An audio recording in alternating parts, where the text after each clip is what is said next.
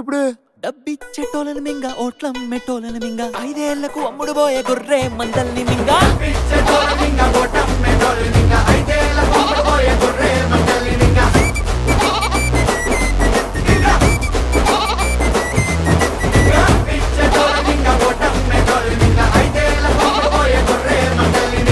నాన్న మింగడం అంటే ఏంటి నాన్న?